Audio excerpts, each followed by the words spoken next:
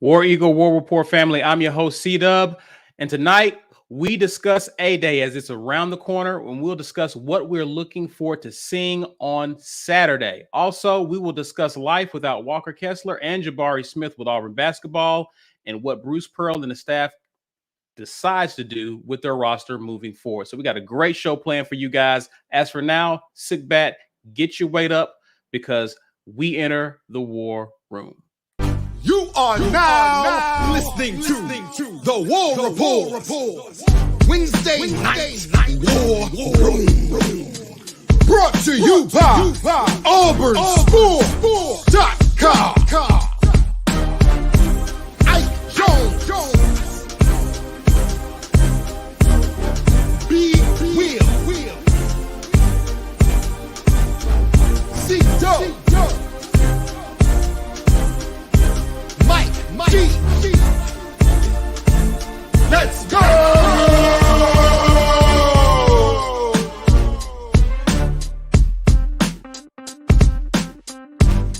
War Eagle, everyone. War Eagle, War Eagle. Happy Wednesday. I'm joined by Mike G, Ike Jones.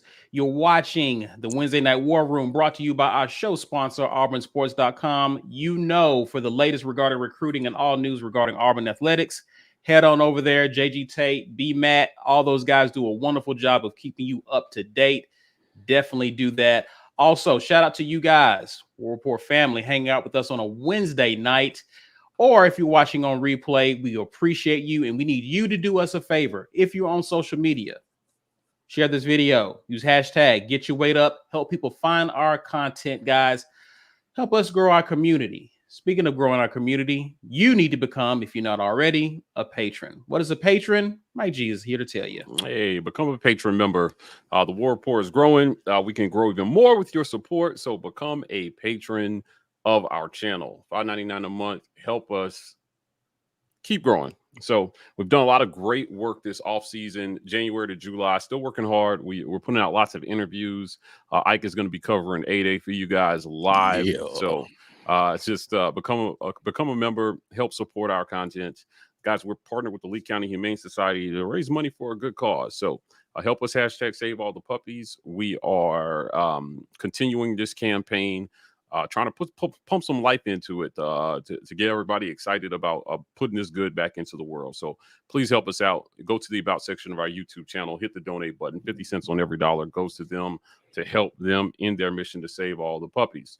Our merch store is live. So we have drawings tonight, but if you don't win, you can just buy something. Go to thewarreport.com. Check out our merch store. We got lots of fly gear in there. We are giving away a He Gone t-shirt tonight, especially for tonight. So he going, you got to be here. He's going to be gone, but you must be here to win. Hashtag Get Your Weight Up in the comments. Brought to you by GWT2 Energy Consulting Services. That's our guy, Walt Taylor, in the comments. Give him a digital high five for sponsoring these giveaways. Now, we're on podcast. If you've been following the podcast, we are dropping podcast exclusive content. That's our girl, Allie Davison joins us. Our other girl, Brandy Mack, joins us. She's bringing odds and betting advice. I got Auburn memes on there with me. Ike and Brian from time to time dropping nuggets of wisdom on everything Auburn sports. You can only catch some of that stuff on podcasts, so go check us out. Every single podcast platform, we are there. We talked about our title sponsor. Definitely want to give a shout out to RogueShop.com. Go to RogueShop.com. Use Rapport for all your herbal supplement needs. That's our guy, Richard. He is he's making some good stuff there that can help you with a number of things. Sleep, energy, sadness, all that. they got the cure for it at the Rogue Shop. So use code Rapport, get 10% off, and let them know that the War Report sent you. Indeed. Also, man, we dropped a very good interview this week with the athletic director at Auburn University, Alan Green. He actually came back again to chop it up with us, and it was a great conversation. I listened to it. I love the questions, love the dialogue. I want to talk to you guys because this is a great opportunity. If you have not had a chance to check it out, once you're done hanging out with us, go check out their interview. But I'm gonna start with you guys just opening up. What were your biggest takeaway after speaking with Alan Green, considering what has transpired in the fall and currently in the spring with Auburn athletics? Mike? My biggest takeaway is that he wants to be at Auburn. He wants to be here. Despite what you may read in the media, which you should be careful about what you allow yourself to read and believe, he wants to be here. There are a lot of things that have happened, but I think that he's done a good job over the last 12 months. Now, football didn't go the way we thought, but basketball is definitely on the rise. Every other sport at Auburn, God, equestrian, tennis, during that interview, he talked about it all, man. There are a lot of great things happening in Auburn sports, and we want to be an everything school. He believes in that. He's doing everything he can to get us there. There were some ideas, we talked, about, what it's going to take. And he said, I came here to win. I came here to win. If I wanted to be mediocre, I could have stayed at Buffalo. I came here to do a job, and, people just got to let him do it. So, again, my biggest takeaway from this was he wants to be at Auburn. And I think people just need to start to accept that he wants to be at Auburn, despite what some others might want you to believe. What do you take away after speaking with the AD? So here a couple of things, actually. So, first and foremost, let me just say this. Alan Green, I know you don't listen to our show. You probably didn't even listen to the show that you were on after you got done with it. He was there. But he was so gracious with his time talking to us. We talked for, what would you say, 45? Yeah, about an hour after. I'm saying after the interview. Like, we did a whole interview with him. He sat there and just let us chop it up with him about a bunch of stuff. Like, just having a regular conversation with us after he got done with the interview, man. Like, he was so gracious with his time, and he didn't make us feel like we were rushing him, or like he went and he's like, yeah, hold on a minute, let me go plug my laptop up because it's dying. Like, he was literally like, yo, I'm here for y'all. What do y'all want to talk about? So I appreciate him just for not making us feel like we were insignificant, right? Like, that's just first and foremost. Aside from how the conversation went, the genuine nature in which he approached the conversation was wonderful. As far as the substance of the conversation, just gems, man. Like, he was really showing, number one, his commitment, as Mike G said, to Auburn. But number two, his kind of just depth of understanding of what his job was, what he had been required to do.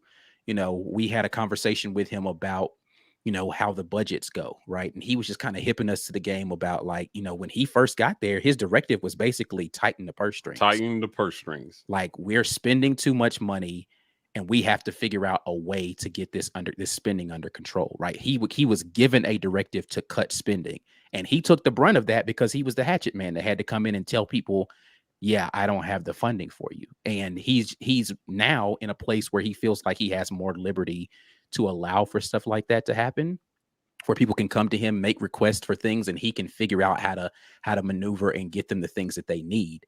But man, just hearing him talk about his commitment to Auburn, and how, despite, like I said, Mike said, despite what you hear, if he wanted to just kind of fly under the radar and not accept the challenge, he could have stayed at Buffalo. Mm-hmm. He came here for a specific purpose, and he doesn't want to leave until he feels like that job is done, which is bring titles to Auburn University athletics, make the Auburn student athletes that are here better people when they leave Auburn University, equip them to be able to do life better outside of that, impact the community of Auburn. He talked about all of those things in a very passionate and very thoughtful way. So, man, I enjoyed that conversation. I enjoyed every minute of that conversation talking to Alan Green the other day. And I was a fan of him before. I'm an even bigger fan of him now. Yeah, I would also add that the tightening of the purse strings in the beginning was about the anticipation of paying Gus's buyout. They knew they were about to drop 21 mil. And I think contrary to what some fans believe, that there's some booster that writes a $21 million check every time a coach is fired. That's not what happened. What happened was they had to make cuts, and because football drives revenue for every sport, when you have to spend money on football, it affects every other sport. Firing Gus had ripples throughout Auburn sports. Some coaches were maybe unhappy with what was left in the bag after that decision was made. Now he feels like he's got more latitude to do the job the way he thinks it should be done. So people need to ask for what they need. I don't know, man. Like Ike said, it was a great conversation with a guy who definitely took the time after. I think, Ike, I would say we got every question that was ever in my mind about his tenure, about his status with Auburn, answered. And I won't quote him on too many things, but when you guys watch the show, just know that when we give our opinions, it's when we have conversations like this, we're asking those questions. When I don't always get permission to go say, Alan Green said this. Yeah, no, he said that there are things that we talked about off the record, but there are definitely things that he said you can say that you can say this. Yeah. Even though it was off camera. So and you know how we do, like, unless he explicitly said, yeah, you can quote me on that, you'll never hear me associate his name with an idea or a thing. That's fair. Right. But yeah, again, a very great conversation with a guy who I think is doing some amazing things with Auburn athletics. And it's only a matter of time before the football program catches up with what some of the other programs are already doing. Right. But he likes what he's seeing with our current coach. So the optimism is there that football will indeed catch up with the other sports. Let me grab these super chats. I want to ask you guys a quick question. Auburn Dad's good to see you, man. He says, so glad to be back watching live and had to try to make up for my absence. War Eagle, War Report fam. Back. Good to see you, man. It's always good to see you, man. No need to make up for a lost time. We're just glad that you're here. Also, we appreciate you, Justin Park, because I think you super chatted us 300 the last live, if I'm not mistaken. Jazzy, he trying to come for your crown, bro. I don't know what kind of competition y'all got going. But Justin, just know you about to see exactly what you up against if you want to be the Jazzy go come through with the 301. Right. 301. Jazzy's done his part for the week. We'll talk about that in just a minute. He says, great show, guys. Won me over the last few months with consistent takes that didn't change with the social media wins and rumors. I'll support you as much. Facts. I'll support you as much as often as I can. Thanks for the hard work. And we thank you, man, for seeing that. And we thank you for appreciating that, man. We appreciate you. Jazzy says, what did Bruce say? We shot the basketball like. He shot it like shit. Oh man, yeah. He was being honest. He didn't pull any punches there.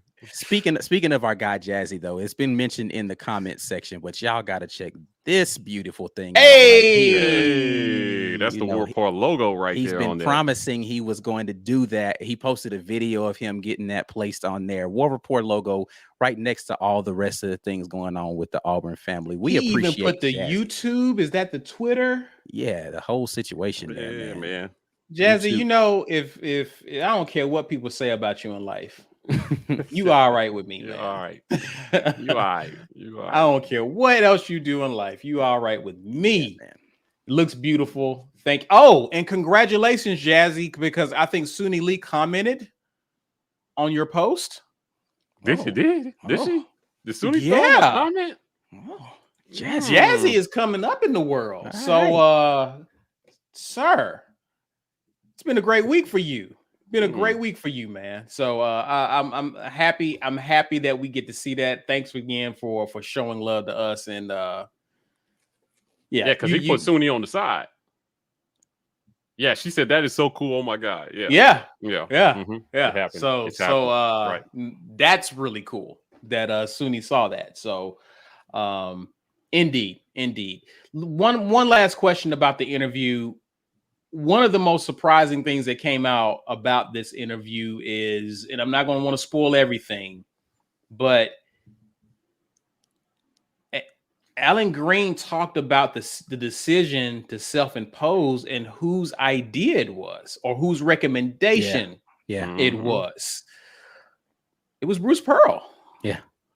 You guys tell, like, when you heard that, because all this, you always hear about the athletic department having to come around and clean up what happens with a coaching staff or a rogue assistant, right?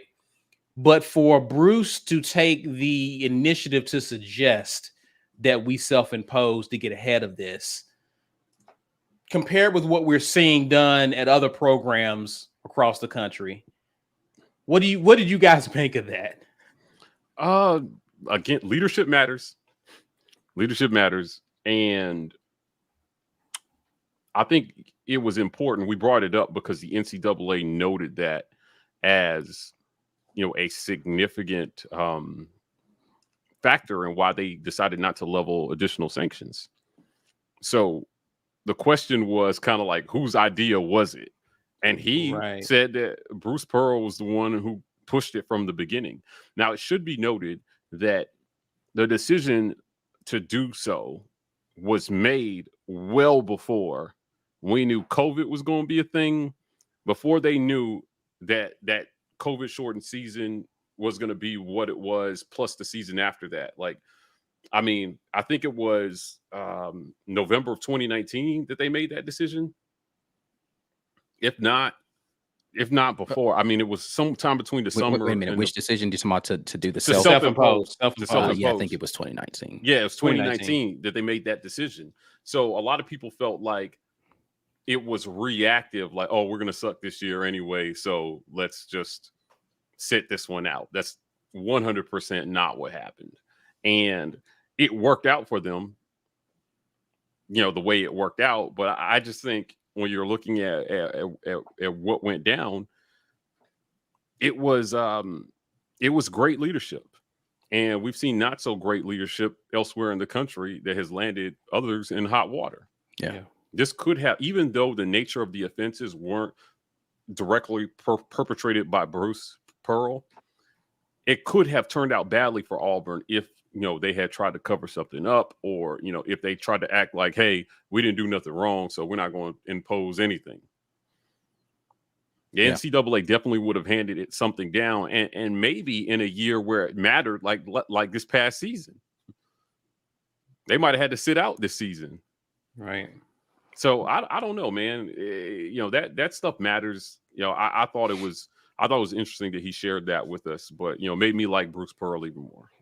Yeah, I think it's interesting too, though, that I think Bruce Pearl having a bit of experience with dealing with the NCAA previously from his dealings at Tennessee made him equipped to say, hey, I think I know a good way for us. Like, he had already been through one of those storms before, so he knew a path to say, okay, maybe if we do X, Y, Z, this will be better. If there's a coach that had never been through that before, if this had been a coach that didn't have, the spotted past that people like to bring up with Coach Bruce Pearl, maybe he wouldn't have thought to do that, right? Like, so he didn't do it when he was at Tennessee, right? So he'd been through something at Tennessee, and maybe he said to himself, okay, I know what we need to do here. Let's try to do this, and maybe we can figure out how to get ahead of some of this stuff. So, but again, that's props to Coach Pearl having the forethought to make some sort of move and not just say, all right, we just have to sit on our hands and wait and see what the NCAA does. It's like, well, they're likely going to try to do this and this and this and that. Maybe if we just go ahead and take our medicine now, they're not going to do anything. And, it was the right choice. Absolutely. Absolutely. Well, listen, you guys definitely want to check out that interview if you haven't already. It's our most recent interview that we did. So definitely check that out. You will enjoy it, man. A lot of great information about NIL, a lot of misconceptions that he explained. So great job by you two on interviewing Alan Green. Definitely a good listen. and watch. So let's get into Let me what's grab this last one here from Jazzy. Sorry, we missed this earlier. Because y'all are genuine, people flock to that. That's why y'all will blow up soon. We appreciate that very God much, bless sir. you. Hey man, Humble we and listen. That's all we're trying. I said this to somebody on Twitter the other day. they talked about the interview and how they enjoyed it, and they had been wondering, about Alan Green, right? Like had been worried about him, and they were glad that we had an opportunity to talk to him. And I was like, man, you guys have to remember, we are definitely fans just like you are. So like the same stuff that y'all worry about with who's going to be the starting quarterback and what's going to happen with the draft and, who's going to go to the draft and who's going to be, playing this position in our recruiting class. We talk about all of that. That's why we started doing this. So when we come and we do things, it's very fan centric. We want to ask the questions that fans want to know. We're not reporters. We are not beat writers. We're not members of traditional media. So we ask things differently. We approach things differently. And that's not to slight anybody who does it a different way. It's just not what we do. And so we think about things the same way that you all do. And that's how we approach the type of content we want to be able to provide. And so, I appreciate everybody who looks to us as their mouthpiece. And so we want to continue to do that. When we get into these press rooms, we're going to ask the fan questions that y'all want to hear. When we talk to people, we want to talk to the people y'all want to hear from, not just some random person who we think is going to, get us the most clicks. It's really about, who do we feel like is going to be the most impactful person for you all to be able to hear from. And I normally don't address you, but yes, I do call players trash if I feel like they're playing like trash. So yes, Shank, that is 100% true. And I do not back down from that. Thank you. Because fans do that too. I told you I'm a fan. There you go. Yeah, He said it. The man said it. What you gonna do now, Shane? Now, all right. Let's talk about A-Day because it's right around the corner. Oh man. Now, I warned you, Mike G. I warned you. What you guys didn't see last A-Day was this tempered fit that still makes me to this day. I might go see if I can pull that down and like run that or something as like a I'll put like a not what do they call it? The shorts, a YouTube. I'll make a YouTube short of it and post that or something. That'll be fun. Whenever I need to pick me up, I think about that moment, and it works. Yeah, it's pretty good. Man, listen. What I want to know is what are some things that you want? What is the one thing that you want to see, that you need to see this upcoming A-Day? And I want to deal specifically with the offense because last year that was kind of like our Achilles heel at times. The offense. Obviously, the storyline with Auburn for spring going into fall is the QB race. Who's going to be a receiver, right? Those are some of the obvious things. But I want to hear from you guys. What does Mike G need to see to avoid the fit he threw last year? And Ike, you've been pretty chill. You're a stickler for telling people to relax, calm down. But what do you need to see to make you be like, yeah, I kind of like where things are going offensively? What is something that you need to see? Go ahead, Mike. I would like to see us show some competency in downfield passing. Okay. So I want to see some guys beat some DBs, get loose, and get thrown catchable balls. So whether they actually catch them or not, there's a lot that goes into that. If it's a well-defended pass, if it's a good pass, I want to see some wins, man, by these wide receivers in 50-50 balls. If we get a chance to see a couple fades in the end zone, I just want to see our receivers go out and win. And I want to see our quarterbacks give them a chance to win. I want to see what at least looks like some semblance of chemistry between the quarterbacks and the receivers. And I want to see what looks like chemistry developed from all the work they've been doing this offseason. That's it. I don't need to see much from Tank. A lot of the offensive line is hurt, so I don't know how much I'm expecting there. I want to see the tight ends, kind of throw them in with the receivers as well too. I want to see them doing work. Yeah, I want to see the exact opposite of what we saw last A-Day. I threw a fit because I had to watch a whole half of Grant Lloyd taking QB2 snaps. There wasn't a chance in hell Grant Lloyd was going to take one snap as Auburn's quarterback. He took one in garbage time. Oh, did he? And he fumbled. He fumbled the freaking snap. It was like a fumble on that play. Yeah. Was it against a cupcake or something? Yeah. Of course. Yeah. One meaningful he took maybe snap. 3. Excuse me. He took 3 snaps. Yeah, one meaningful snap. And we sent him out there. We did. I didn't get it. I just didn't understand it. So there's no chance of that happening this year because the 3 guys that are going to be out there primarily, I want to see all of them. I want to see TJ. I want to see Holden Garner, and I want to see Robbie Ashford. So it should be already better because we don't have any lame ducks in the race.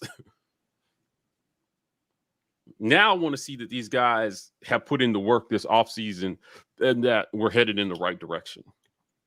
I want to have fewer questions after A-Day and not more. I had a ton of questions after last A-Day. Bo looked a little better. He did some Bo type things, but it was average, I thought. And it looked like, hey man, that's all we have. This year, I want to believe that whoever wins the starting job, that's not all we have. Because injuries happen and poor performance happens. And there's a ton of reasons why you need more than one guy that can do the job. And it's going to be really important for Brian Harsin in 2022. So our guys need to raise their floor. Yeah. And, the hard work that you put in is what allows you to do that. So I will not break anything if I just see, listen, man, if Robbie Ashford goes out there and has the same type of spring he had last spring for Oregon, I'm good. He can't look worse once he gets here, though. Right. Because the offense is worse. I'm assuming Coach Harsin is going to be calling plays, man. I want to see, I know they keep it pretty vanilla for A-Day for the most part, but I don't know, man. Show us something. Give us something to be excited about. Give us something to hope for. And because of all the trolls on social media, I'm rooting for everybody, but I really want to see TJ Finley go out there and shred the shit out of everybody. I want to see it now. I'm sorry. I'm tired of people crapping on this kid, claiming they know that he's not going to be it. Right. After the sample size, after what is a relatively small sample size. He has not started in an entire season for any school. I would argue he didn't get the development really in either situation. He wasn't in a expected fair to be the way. guy. Right. Year 1 at LSU, somebody else won that job. He was supposed to sit back and learn. He got tossed into that. And that was a COVID shortened season.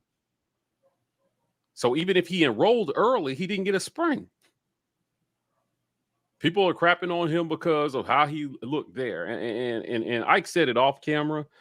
So I'll say it. We don't talk about it much anymore. But if you sat through 2 years of Bo Nix and year 3 got here and you were like, this is going to be the year for him, you have no voice in this conversation about TJ Finley possibly raising his floor in year 3 with a lot less experience. That's all I'm saying.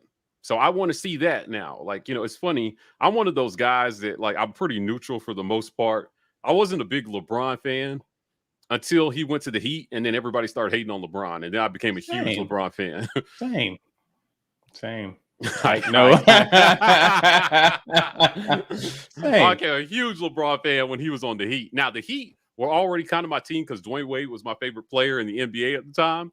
But I was just like, yo, like this man just changed No jobs. Heatles. Ike. Mhm. No, it's Yeah, and I'm not saying that TJ is getting LeBron levels of hate, but it's I'm just saying I think that we can sit back and give this man a couple games if he wins the job, because it's still not a foregone conclusion that he's going to win it. But if he raises his game enough that he can go out there and in the first 2 games, I believe he'll be on a short leash to start the season. I hope that this coach has a plan, a contingency to not let the season go to hell if it's not working. But I'm excited to see, man, he's working. We talked to these guys, man. We talked to Robbie Ashford. We talked to TJ. You know, we're trying to plan interviews with other players, but like, I like what I'm hearing from all of them. So I can be just as excited for TJ as I am to see Robbie Ashford or Zach Calzada when he's healthy enough for us to see him in live action, or Holden Geriner to see what our potential future looks like. Right. That's it. So if you don't think TJ's it, that is your prerogative. It is. It's your prerogative. But just keep the same energy for everybody, because we have not seen a ton of any of these guys here. Agreed. Man, outside of TJ, we haven't seen any of these guys here. Agreed. So, cool. Thomas Parner says, to Ike, coming by myself, so I have a spare ticket. Know anyone that needs one? Our guy. So Thomas is one of the guys who won 2 tickets. He's saying he's only going to use one of them. So if there's somebody in the comments that wants to get that extra ticket from Thomas, you need to grease his palm, something, and make sure you hook up with Thomas to get that extra ticket from him. Is what he's trying to tell y'all. Speaking of which, while we're on that subject, we actually have 4 unclaimed tickets that were raffled off. We have 4 tickets that we raffled off that were not claimed by people who won. I did not get their emails. So before the night is over, we may give those tickets away. We may raffle those off again. Uzi, long time, getting ready for the Malcolm hype from Mike. Guy personally got a kick out of that because we know who Mike expects to be catching the deep passes from either Finley or either quarterback. So got a kick out of that. Rick says, no repeat of the Lollapalooza. That's a pretty good one. That's good. That's really good. That's really, really good. Also, shout out to Kendrick Hicks. Welcome to the War Report family, sir. Appreciate you. Let's pause real quick. Guys, get the thumbs up. Show us some love. We see a lot of you watching live. You guys have been commenting. We appreciate that. But let's get the likes up, get the engagement up. We greatly appreciate that. And we're going to acknowledge the sponsors of the War Report. The War Report's Wednesday Night War Room is brought to you by our generous sponsors. AuburnSports.com. For news and notes on all things Auburn sports, head over to AuburnSports.com. University Ace Hardware, located at 2101 East University Drive in Auburn, Alabama, right across the street from the Auburn Mall and next to the movie theater. For all of your hardware needs, Ace is the place. And our giveaway sponsor, GWT2 Energy. If you want the best in the business at restaurant logistics, check out our friends at GWT2Energy.com. Hey, become a patron member. We got a lot of great things going here at the War Report. Become a patron member, join our community, help us grow. Ike and I are trying to figure out how we can combine our Mighty Morphin Power Ranger powers to morph us into a Power Zord or whatever that thing was on Power Rangers. A War Report Power Zord. I don't know. Guys, I'm struggling here. Listen, become a patron member, $5.99. Hit our YouTube channel. Hit that join button. You guys know the deal. We're partnered with the Lee County Humane Society to raise money for a good cause. Go to our About section. Hit that donate button. 50 cents on every dollar goes to the Lee County Humane Society to help them #save all the puppies. We're giving away a t-shirt tonight. So #get your weight up in the comments. This is brought to you by GWT2 Energy Consulting Services. That's Walt Taylor in the comments. If you got a restaurant and you need help figuring out how to make it more efficient, Walt can help you. GWT2 Energy Consulting Services sponsors every single giveaway on every live stream. So big shout out to Walt for being a part of that. Hashtag get your weight up. Make sure you spell that right so that you can get in. We're going to draw at the 1 hour mark. Now, if you don't win the t-shirt, you can just go buy one. Go to thewarreport.com. Check out everything we got in the catalog there. We got some real fly gear ready for you guys. Listen, we're on podcast. Every single podcast platform there is, we're there. And we're doing podcast exclusive content, collaborating with some other notable Auburn personalities on social media. So lots of great stuff there. Check us out on podcast. Download, subscribe. Leave us a 5-star review. Let them know that you love the War Rapport. Shouting out the rogueshop.com. Code Rapport. Use code Rapport when you get to the rogueshop.com.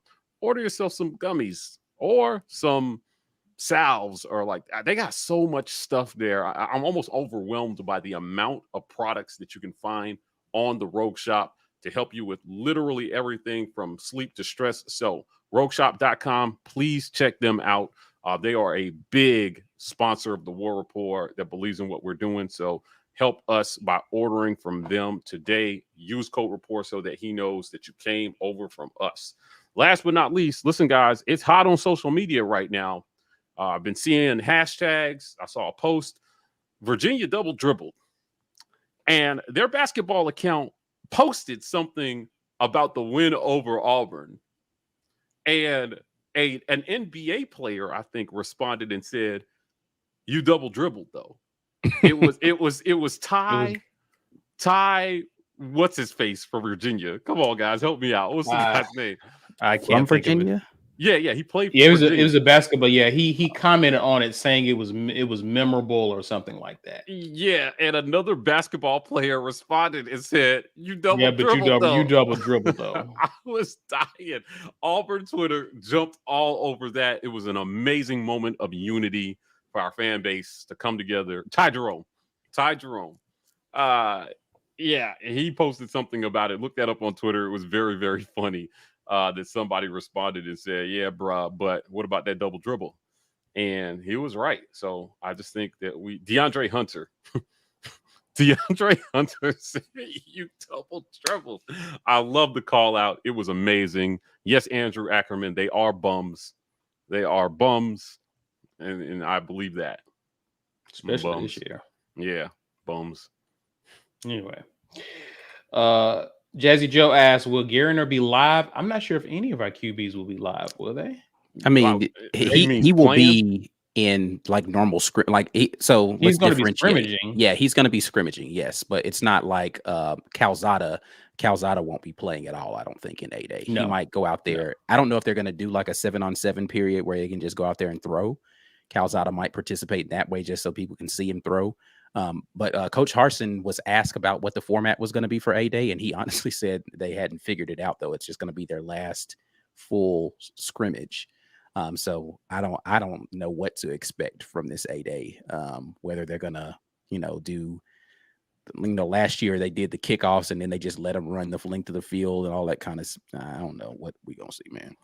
And with a lot of guys being injured too, I think he alluded to that being why it's kind of up in the air, the format as to what they're going to be doing. So yeah, it's anybody's guess at this point.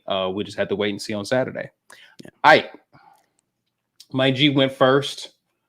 What is one thing that Ike needs to see on Saturday, particularly on the offensive side of the ball? Man, I want to see what we're going to look like in our run blocking. A-Day, I mean, the inter squad scrimmages are always hard to judge, right? Because if one group dominates, you're like, is that mean that the other group is just really bad? Or is this group really that good? But I do want to see more physicality at the point of attack from our offensive line. So I want to see how they do the run blocking schemes, and I want to see some, second level blocks. Because last year it was just a lot of stone walls. Like they were handling the guy in front of them, but nothing beyond that. So if you listen to Will Friend talk And you hear people talk about it. The offensive line is working on their ability to communicate and understand, blitz pickups and what their assignments are supposed to be as defenses shift in the run game and things like that. So hopefully we will see some better execution from the offensive line, and especially in the realm of run blocking, so that we can get a little bit more of the balance that we've been wanting to see, because it's clear they want to be able to use Tank Bigsby and all of our running backs in a variety of ways this year. But it's got to start with the guys up front doing a good job. So I really just want to see what we're going to do from a physicality standpoint in the trenches. Yep. I'm really excited. I want. There's a few players that I'm looking forward to seeing, especially on the offensive side of the ball. I really want to see Finley command the offense. I think much has been made about, and we've talked to him in a previous interview. Much has been made about his leadership and how he's really taken that next step as a leader, and him getting pretty much the majority of the first team reps as spring ball has progressed. I want to see him look in control of the offense. I think at the very least, I want to come out of spring saying, all right, we know we got at least one really strong contender for the starting spot. And that's before I see what Ashford looks like. I want to see why Finley. I want to feel good about why Finley has had pretty much a stranglehold on the first team reps. And I definitely want to see that. I also want to see how they actually intend to use Landon King and how will he be lining up. One of the things Harsin talked about was because of his ability, he understands both positions, tight end and receiver. They just know that he has a high IQ. We just got to get him on the field. How will Landon King, how will they be using him? What kind of situations will we see Landon King out there? So I'm intrigued to see that, because I think this is a guy who can really take the next step, especially if our passing game really gets going this year. But Mike G, who do you have your eye on the offensive side of the ball? And we'll talk about defense in a minute, but on the offense, who are you going to be looking at specifically? Malcolm Johnson Jr. Received a very interesting comment from Brian Harsin, where he was talking about receiver play and how Malcolm had improved, and he got a guy off him, he made an adjustment on coverage, made a move on a guy, and then made a play on the ball. And we're going to need that. We're going to need guys who can get off coverage and make a play on the ball. So I'm really excited. Auburn needs a deep threat, man. And I think Malcolm can be that, dude. He's, a 10-second, 100-meter dash guy. He's got track speed. So he's got the speed to take the top off of defense, and being able to hit downfield passes will go a long way to helping us open up the offense and maintain the type of balance that Brian Harsin was looking for in year one. And they tried to start that way every quarter, and then we got behind the chains and things got way out of whack, and we ended up throwing the ball way more than we were running it because we did not complete a high enough percentage of our passes to keep defenses honest. So I'm looking at Malcolm Johnson Jr., man. I think it'll be exciting to see him, out there kind of doing his thing and showing us what kind of improvement he's made. Right. What's the question again? What am I supposed to be looking for? Who are you looking for? What player are you on? Dawson. That's the dude I want to see, man. That's 2 years of hype about this kid. I want to see, and he's been getting all of these accolades. It seems like every week he has been like a playmaker or something on the board. I'm like, I want to see Dawson go out there and do something that make me say, okay, I see why they've been talking about him. From the offensive standpoint, he's somebody who I definitely want to see go out there and ball. And the other one is Jay Fair. Jay Fair has been getting a lot of talk. I want to see what he looks like out there. What does that speed look like? What is his ability to go and, make a play in the air? What is Jay Fair working with out here that's got people talking? Those are two guys that I definitely want to get a look at on A-Day. For sure. Now, we had a great point of the show, a special point of the show. Let's talk about this challenge. Ah, yeah. Welcome to another Jazzy challenge. Oh, yeah. Yeah. Lane location challenge. Where am I for 50? Where was he last time? Georgia. No, last time he was he in Georgia last time? Georgia. That was a week ago, right? Or was that Sunday? Sunday. Ain't no telling, you can go a long way in a couple of days. See wait a minute. So his home base, if he got the thing done at his home base, what did we say it was? Missouri. He was in Missouri.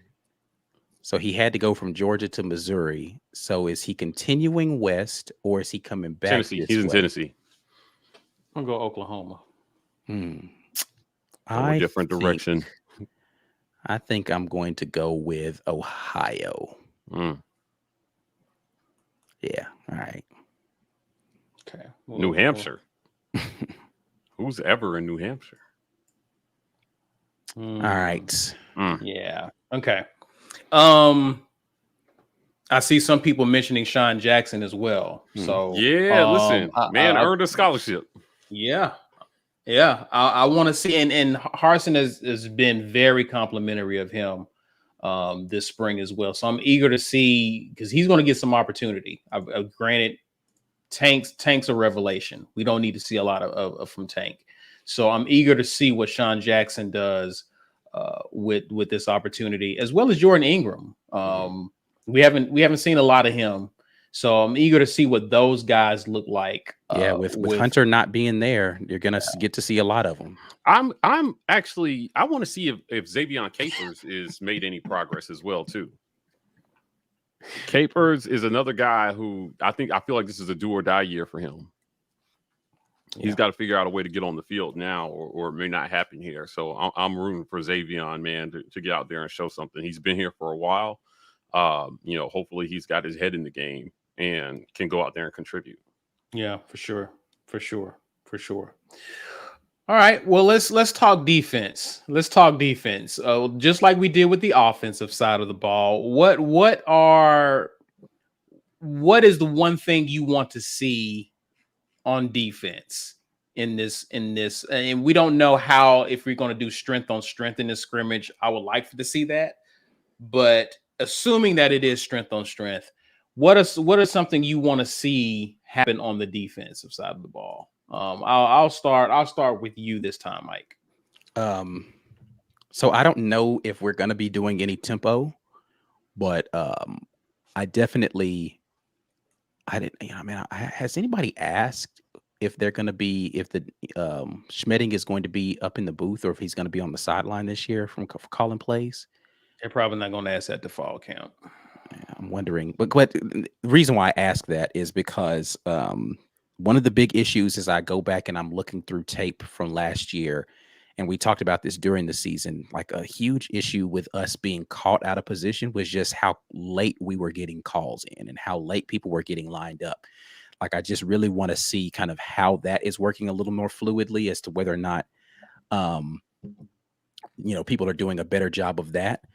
But as far as players in specific, I'm looking forward to seeing is Owen Papo back to good health in the linebacking core. Okay. And what other guys in linebacker, is it going to be Cam? Is it going to be, Wesley Steiner? Like, who is going to be that other linebacker that's going to be stepping in? Because, McLean's not here this year. So who's going to be the next man up? Joko Willis, like, who's going to be the guy that's going to be in there, solidifying what we do from a run game perspective from the linebacker position? Yeah. Mike? I'm actually going to go a different direction and say that the guy I want to see is Dylan Brooks. I want to see this kid play ball. Now, he was a kind of a gifted pickup because, of the Pruitt sweepstakes out there at Tennessee.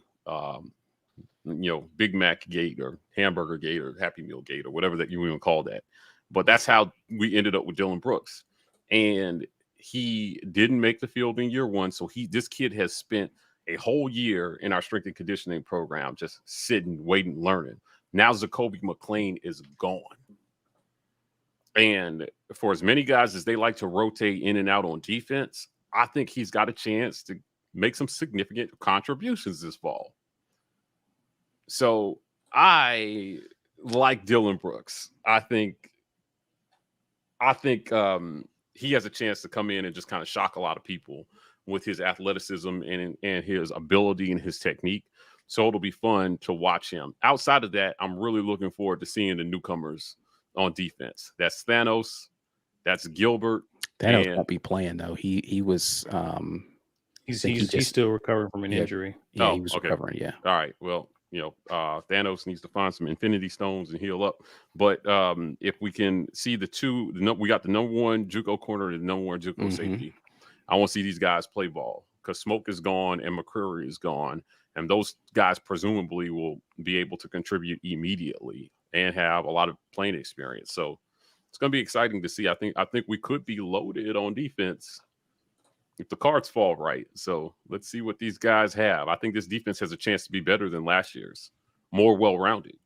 Oh, this is I honestly, Elliot, he said haven't heard much about the linebacker. Eugene Asante. I forgot about him. He's a linebacker that is going to be able to step in immediately with some playing experience. I hadn't even thought about that when I was thinking through linebacker positions. That's a really good call out. There you go. So man, what do we do with it? My eyes are on the linebacker because we saw what this defense got reduced to when a certain guy from that position group was not on the field when we needed run support and run defense. Yeah. So I'm curious to see what this team looks like in run defense in this scrimmage. I'm definitely keeping an eye on that. Of course, we've the usual suspects, man. Like, again, we mentioned Eugene Asante. I'm curious to see what Cam Riley looks like. How does Wesley Steiner look? How does Desmond Tisdall look? Like, Tisdall's another one. Which of those guys are going to step up in this practice and actually show us something? We know Owen Papo and what he brings when he comes back, but we want to make sure he has at least one or two running mates with him when he comes back. And I want that to continue because we got some talent there. I want that to continue to be a position of strength for sure. So I'm definitely curious about that, but I'm curious about this safety position. I'm curious to see what Caden Bridges looks like.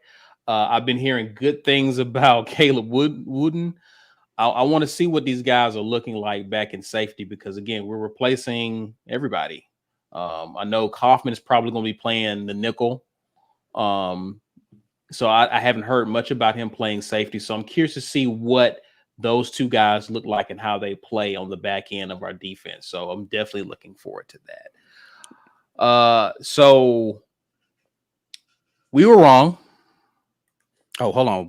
Oh yeah, we were Arizona. What are you doing in Arizona, dude? Florida to Cali in around 2.5 days.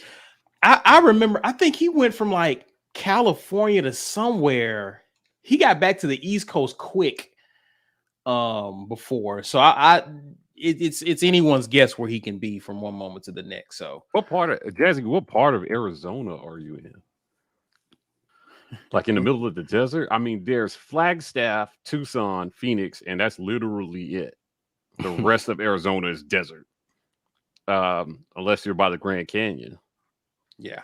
I don't know. Maybe he can say. What were you about to point out, Ike? What were you about to say? I had actually just slipped my mind completely. Oh, it was about somebody on defense. I can't think. Somebody on defense. Their name popped in my head, and then I lost the thought. Was it a cornerback, secondary? Somewhat. Okay. All right. Well, it'll come back one day. Yeah. Elliot Huckabee says hurt much on the linebacker. Yeah, that's what we just talked about. Eugene Asante. Yeah. Mm-hmm. Yeah. So I haven't heard much. Harson hasn't mentioned much about him, nor has Schmedding, but we get to see how he looks out there though. Mm-hmm. Haven't heard much on Brandon Frazier. I think he'll still be on the roster come fall, considering Schenker, Fromm, and Deal are in front of him. I like all three of those guys. It's an interesting thought. Like, will Brandon Frazier Vidal mentioned him though? Said he's improved. I don't know what that means. We'll get to see how much he's improved on Saturday, if he's getting some significant reps or not. But yeah, if he's buried behind those guys, who knows? Don't know. I mean, this is definitely Schenker's last year. So yeah, I don't know. It'd be interesting to see where he falls on the depth chart. The post A-Day transfer portal situation is going to be nuts all over the country. So it's going to be interesting to see how that falls out or that shakes out. For sure. Or Eagle says Chrome War Report decal for the vehicles. I need it. Okay. I'll see what I can do about that. Department. Yeah. Linebacker Coach Robinson talked about Asante on the Tiger Talk radio show broadcast. Okay. I have to see if I can check that out. Yeah, Jazzy Joe said he's in Seligman. You know what that is, Mike? Hell no. Okay. All right. Lock the truck, bro. Okay. Yeah. Anyway, welcome Tyrone Long. Welcome. Oh man. Oh, Mike's looking it up. Yeah, he up there. He's kind of like between Flagstaff and Kingman, Arizona, which sits on the border between Nevada and Arizona. So you're literally in the middle of nowhere. I am looking forward to see because Capers has been someone that I've been rooting for as a receiver. Just because his size. Typically, we've had a lot of fast, shifty guys, but we haven't really had a lot of give a lot of burn to tall, big receivers like him. I really want to see him take that next step as well, Mike G. I'm with you on that. Yeah, so I'm curious to see how he looks for sure. DJ Jones, cornerback.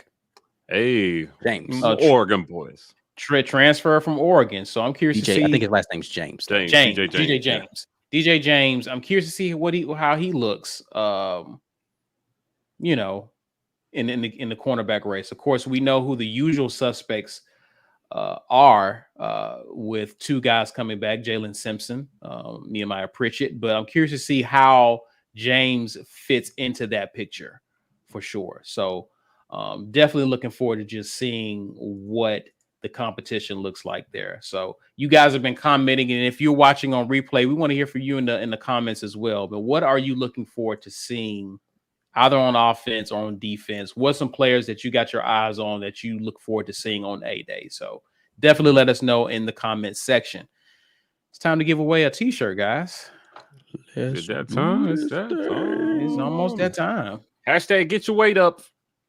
Get your weight up, get your spelling up, get everything up for this drawing. Hashtag get your weight up in the comments, brought to you by GWT2 Energy Consulting Services. Making sure you guys get free stuff every single live stream. So looking for some new winners tonight. This is a He Gone t-shirt. We coined it. We patented it. I ain't playing around with y'all tonight, man. Y'all know what the business is by now. So we're gonna hit this button. If you ain't in here, sad days. Boom. Let's go. Run it. Let's go. Let's do this. Look, Max. Let's do this. Tony, Tyrone, Lee, Dion. Marcus. Baker. Marcus, are you here? Marcus. Are you here, sir? Or is he gone? We shall find out. Yeah. Well, let us know, sir. Let us know. Well, hold on. Let me get to this. Stuart Donald says, I'm looking forward to seeing who our returners are. Good. That's a good one. That's a good one. Is Kaufman going to be back there? I don't know. He didn't return a single kick last year. Javarius Johnson's been hampered, and he was doing some return duties. D-Rob was returning kicks. He's not here anymore. I heard Pritchett's name being mentioned for punt returner. Yeah, Pritchett had a couple of good kick returns last season, so interesting to see whether or not he's going to be back there. Who else had been in return duty for us previous to now? I think that's it. Like, I don't know that we have anybody else besides Jarquez Hunter, who was back there, and Worm. Those are the only guys that were returning kicks. So I know Tank had been doing it a little bit in practice so far. But yeah, definitely interesting to see who is going to be returning kicks. Will you feel away if you see Tank back there? Yes, 100%. I mean, we saw him last year during A-Day. I don't think that's going to be surprising. But how many kicks did he return during the season? None. No. Well, then why do it during A-Day? I mean, I think at that point in time, they were just trying to feel stuff out, right? Like, they didn't have Robinson on campus. I don't think Javarius had emerged as that guy yet until they got to the fall. So I think some of the pieces that weren't really there in that place, so they were just trying to put whoever they thought was athletic back there. So it will be interesting to see. Okay. Interesting for sure. Is Marcus really gone? I don't see him. I have not been paying attention, honestly, and normally I am. No, I do not see. I have not seen Marcus. Okay. All righty. We'll give you a little bit more time, but you know the rules, fam. You got to be here. But yeah, you got a little time, but we will hit that button on you again. Any more closing thoughts on just expectations and what? I wish I could remember what I was gonna say from earlier. I completely blanked on that. I don't know. My expectation is that they run a better A-Day than last year. Last year's A-Day, I think, now looking back on it, was like a microcosm of what our season ended up being. So I want to see them figure more out this A-Day. I think they're in a better position this A-Day than they were in last A-Day. I mean, anytime you've got a whole year under your belt, you're in a better position, because he came in, he had to piece together a recruiting class, get guys in the weight room, start them on a new program, get ready for spring practices, all in the span of like 2 months. So I get it. But this A-Day, I think it should look markedly better. I'll be interested to see what fan support for A-Day looks like this year too. Usually, speaking of which, what tailgate do I need to come check out, man? Y'all need to tell me. Tweet at me. You see my @ handle right here. If you're on Twitter, be like @TWR Ike Jones. We tailgating. Here's where you need to come pull up. And I'm gonna come in. I'm gonna say what's up to y'all, man. Y'all tell me. Listen, for Iron Bowl, I went to some 5 tailgates, man. Like, I got Robert. Yeah. Probably had some of the best barbecue I've ever had. I mean, his chicken thighs were off the hook. I was just walking down the street eating chicken thighs by Tiger Walk because he gave me some. It's cool. Yeah, but I'm gonna make the rounds this year during A-Day. Okay. All right. Well, y'all know the dude. Let Ike know where you at for sure. Jazzy. Oh, hold on. We got to do it right if we're gonna do it. I mean, don't just throw it up there. I mean, really see the up, man. Hit the button. Here you go. Like the hit. Here you go. Yeah. Welcome to another Jazzy challenge. I love it. Okay. Challenge. This is goofy, but here we go. During A-Day game, will any QB hit the ground? No matter how he hits the ground, trip, push, whatever. 304. Gotta make sure I'm recording. Let's see, because interesting thing. There were a couple of QBs in last A-Day that went live, right? Like, they didn't have the orange no contact jerseys on. No, it wasn't last year. It was the year before last when they did that. I'd be interesting to see if there are any that like decide, hey, look, I ain't playing during the season. No way. Like, I'm gonna go out here and play for real. I'm gonna go with no. Like, I just don't like, if anybody does it, it's gonna be like Robbie trying to escape the pocket. I can't see Holden doing it unless he trips over his own feet. I'm gonna go TJ. TJ, it's interesting because TJ could fall too. Yeah, I think somebody trips over their own feet. I'm going So yes there. here. Yeah, I'll have to go with I mean, the likelihood that all of the quarterbacks survive without anybody touching grass, Mm. like a slide or something. Yeah, Do I'm you gonna think a go yes. fumble maybe? Someone fumbles Yeah, the like a ball, fumble maybe like snap and then they Yeah. just fall on it or something. Yeah, that could happen. 100. Yeah. Yep. I'm going yes. If so, you're saying yes, I because it don't matter what I if Yeah, Mike is saying yeah, you saying yeah, I'm gonna go then yes. the Yeah. answer is yes. Wesley said Grant Lloyd's gone, so no. Wesley, you're gonna make Shankopotamus mad. She ain't gonna be on you. All right. Let's shift gears. Let's shift gears and let's briefly talk about Auburn basketball. Mm. Jabari and Walker Kessler declare for the draft. Hashtag they go. Okay. Not, I mean, was it even hours, Ike, after we did the show and we expressed our confidence in the possibility of Kessler staying that he was like, nah, I'm going, y'all. Yeah, that age like milk. Yes, an open carton of milk. Mm-hmm. So they're off to the NBA, and that actually leaves us. We had question marks here, but it actually leaves us with the current roster. As you know, is Zeb Jasper, KD Johnson, Alan Flanagan, Wendell Green Jr., Dylan Cartwell, Jalen Williams, Chris Moore, Stretch, Chance Westry, Johan Traore. And of course, as I mentioned last on Sunday, Trey Donaldson is on the team, but he's not on a basketball scholarship. He's on a football scholarship because he played 2 sports in high school. Now, Ike, you're the belief that you don't think we're done in terms of guys leaving the program in some form or fashion. Maybe for the NBA, but you're thinking portal at this point.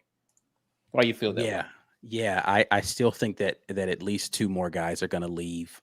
There are some pretty high profile people that have hit the transfer portal from all over the country, and I think that Bruce Pearl and staff are salivating over the prospects of getting one of these young men into our program, and I think it's a possibility that 1 or 2 more guys leave. I mean, you look at the guard position alone is like we can't take another guard, right? So it's going to have to be somebody in the 3, 4, 5. So it's a front court player, right? But you look at what the center / power forward guys who are 6'10" and taller on our team. There are 3 of them right now. We only played 2 deep at that spot last year. Walker Kessler and Dylan Cardwell were the only ones that played at the center. And we have 3 guys who can play center right now. One of those guys is a senior, and I don't anticipate him sticking around his senior year to ride the bench, because he was riding the bench last year behind Cardwell and Kessler. He would ride the bench again behind Traore and Cardwell. I don't see him doing it again this year. Yeah.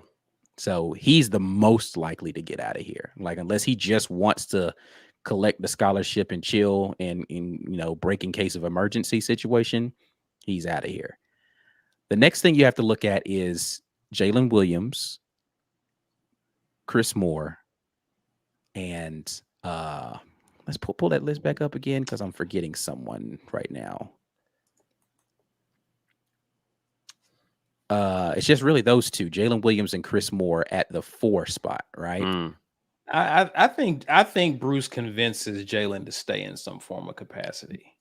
Likely Jalen is the one that would stay of those 2. And so that means I'm looking at Chris Moore, who's going to be playing either a 3 or a 4 spot.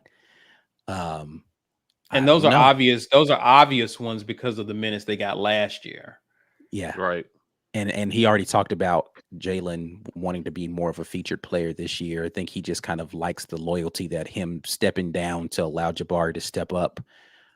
Played well in both the SEC tournament and the 2 games in the NCAA tournament. So Yeah, I think Jalen is likely going to be here, which leaves me at Chris Moore. And if I were to guess, number 7 and number 8 on that list will not be in an Auburn uniform next year. Mm. So it makes it interesting. I don't know if you keep up with the transfer portal in basketball, but I'm hearing names being thrown out. But we know what Bruce is looking for,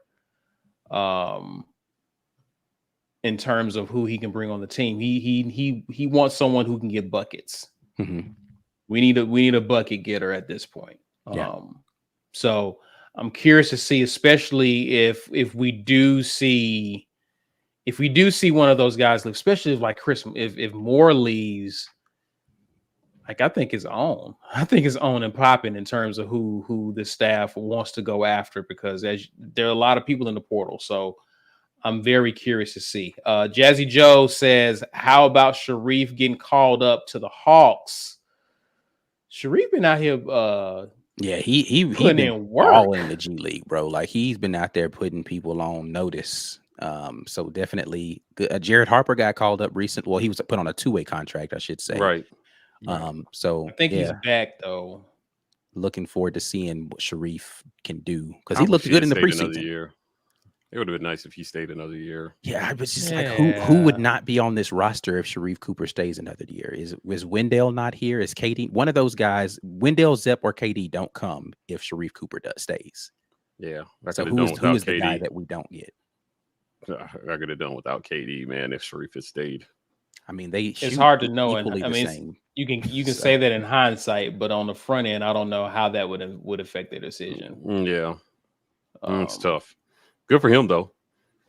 I think honestly, of those players that I just named, KD is probably the one that's still the most likely to still come. I think Zep or Wendell would be the ones that would not. Right. So, right. Burner account says Stretch got to break out next season.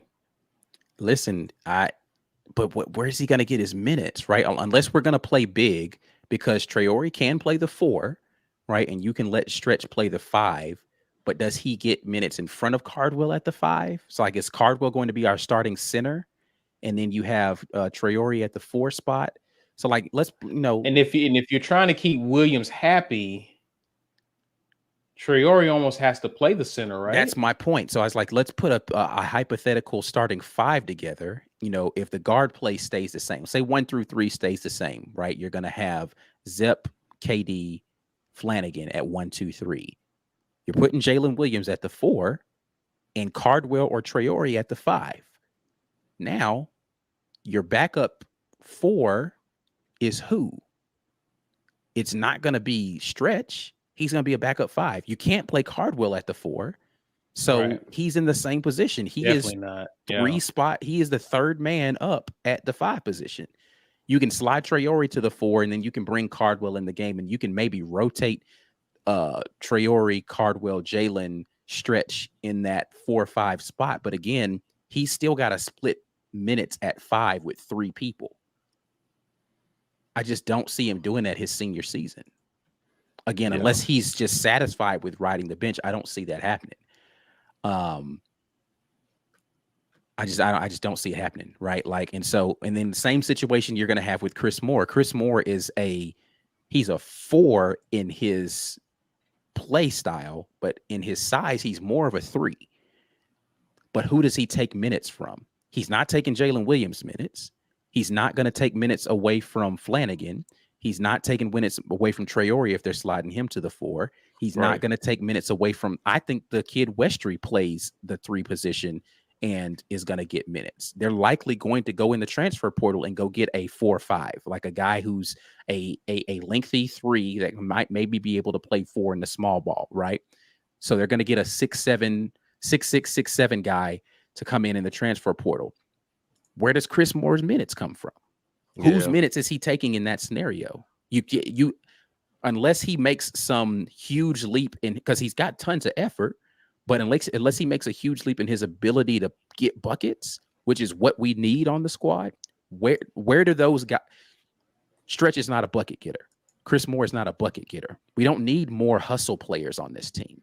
We don't need more role players. We need buckets. Right. The problem was we weren't shooting well. Chris Moore and Stretch do not solve that problem. They don't. Now, Auburn is a premier spot for premier talent, and they're going to go out and they're going to get a difference maker out of the portal. I promise. Because when you look at Jabari's decision to come here and Kessler's decision and how that turned out for those guys, other players are seeing this. Johan saw it. Other guys are going to see it, and they're going to end up at Auburn. And, we've got the scholarship production, so there's not going to be spots for everybody. Expect more changes. I expect us, hats off to all these kids, but I expect us to upgrade somewhere. I expect us to upgrade. Yeah, and like I said, the 3 and the 4 spot are the places that the upgrade is going to come. Just because I think from a defensive and energy standpoint, Bruce Pearl is okay with what Cardwell brings you off the bench. I don't think he feels the need to go get another backup center because we have a quality backup center in Dylan Cardwell. He's not Walker Kessler, but he was still tops in the SEC. He was serviceable. He was tops in the SEC in shot blocking, and he's a good pick and roll player, and he's good at being able to get offensive and defensive boards. Doesn't have the best hands in the world, but he can improve in that respect, right? He was just a sophomore last year, so it's not as if he's done maturing as a player. And so you gotta figure out what you're going to do at the 3-4 spot. Unless Flanagan has some miraculous resurgence next year, you have to account for the fact that the guy who's the starting off guard 3 small forward for your team gave you next to nothing on offense for the majority of the year. Next to nothing. He had maybe 2 good games the entirety of the season after he came back from injury. So you have to figure out how do you solidify that spot, because the other person who you played quality minutes at that position was Devin Cambridge, not here anymore. So who's going to fill in those minutes? That's not Chris Moore. Not if you want offense. Right. That's got to be some other person. Maybe that's Westry. Maybe maybe they go small again and they can play. What's the other kid's name? Donaldson, right? I don't know. But what I'm saying is it's likely going to come from the transfer portal, which means if they bring in someone who can play, that's a 6'6", 6'7", 6'8" person that can handle the ball decently and shoot the ball well, Chris Moore is hitting the portal, or he's just going to sit on the bench for the entirety of next season again, minus barring an injury. Go somewhere and play, young man. Yeah, agreed. Well, let's address this before we get out of here. Corey wants to know, because you said tell me where we meet. Corey wants to know where we meeting at. I don't know. Listen, y'all got to tell me, because I'm riding solo down there. I'm gonna be the only one from the War Report at the game. So you got to tell me where y'all go. And I'm gonna pull up wherever y'all say we're supposed to be at. I will be there probably 9 o'clock that morning, right? Oof. So I'll be there all day. Okay. All right. Me and Mike G will be holding it down here. Yep, in the living rooms. But yeah, y'all definitely coordinate with Ike on where we should meet. Corey Weber says, shouldn't we expect whoever plays the 3 to be able to knock down? Yeah, absolutely. And I've been hearing that Westry can shoot around that percentage from 3. Now, he was doing that in high school. Don't know how that translates in college, but I'm curious to see how he comes along. But definitely you want a 3-and-D guy for sure at that position, and someone who ideally can take you off the dribble and get some buckets as well. So it was almost as if with our current guys last year, either the guy would just shoot the 3 or he could slash or drive to the basket, but not both. Ideally, you want to see someone who can do both, but we'll see who Bruce and them can get in the portal. So, yep. All right. We got to get back to this since our guy Marcus was gone. Marcus, you're gonna watch this on replay and you're gonna be like, "Damn it, wife! I told you to stop distracting me when I'm watching the War Report. Missed out on a T-shirt." Saturdays. Who will it be? It will be Paul Covington. Paul Covington. Covington. Are you PC. here, Paul Now, Covington? Paul, unfortunately, you don't have as much time to get this right as the last guy did. So if you're not here in the next couple of minutes saying hello, then we will say a goodbye. Let's go. Let's see it. Lawrence says that, hold on, where did it go? Elijah Craig will make Ike magically appear. I would not be opposed if anybody has Elijah Craig for me to come and sip a little bit of that. It is one of my more favored drinks, so I'm definitely good with having a little Elijah Craig bourbon. Paul, I don't see you. Do we want to start a new hashtag or something? Yeah, we could do that. We can see. We can see what's up. But two people, I'm gonna hit it one more time. I'm gonna spin it one more again, and then we can. Hey, Paul, you was in the nick of time. You was real close. It was getting tight. It was you was about to be hurt. Yeah, boy. I was about to spin it on you, boy. We about to spin the block. Yeah. In the nick. His hand was on the mouse trigger. In the nick. All right. Here's what we need you to do, Paul. Email business@thewar report. Give us your physical address as well as t-shirt size. Congratulations, Paul. Got a couple more super chats here. Let's see here. Jazzy says, quick question. Since we have one scholarship, I heard we force someone out if nobody leaves. So somebody was clarifying this in our YouTube section. I need to get clarity on it myself. It was, we lost 2 scholarships over the period of 4 years, or 2 scholarships every year for 4 years. That's an important thing to note, because if that means that we only have 11 every year, then it means, yes, we only have 1 scholarship available. Okay, let me see here. So but I don't know Mike's if that looking means that up for us. if what's 13 times 4, whatever that is, that means we have the two less than that over that period. So Corey says over the period of 4 years. So that means we can still have 13 this year if we need to. But again, I don't think that's the numbers game they're playing right now. I think the issue is minutes. Like, who is going to sit there and say, I'm 3rd on the depth chart at my potential spot, and I can go somewhere else and play today? That's what somebody needs to be looking at, not how many scholarships there are on the roster. So yeah, a couple of people are saying just 2. Okay. Jazzy said, Coach Pearl said we have 1, so they're only looking to add 1 more scholarship player this year, apparently. So unless we lose, unless somebody else, right. So yeah.